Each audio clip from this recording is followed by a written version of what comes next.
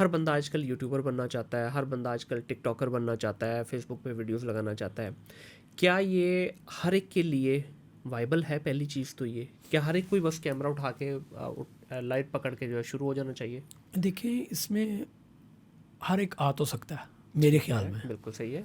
आ तो सकता है। असल चीज़ ये है कि वो देखने वाले की लाइफ में वैल्यू क्या ऐड करेगा। देखिए, अभी ऑडियंस गॉसिप पसंद कर रही है। सही। क्या 5 साल बाद या 10 साल बाद ये ऑडियंस गॉसिप पसंद कर रही सर होगी? लेकिन सवाल है यहाँ पे, आपने कहा कि हर बंदा गॉसिप पसंद कर रहा है, आपने आजकल आजकल उससे पहले आपने ये कहा कि हर बंदा आ सकता है।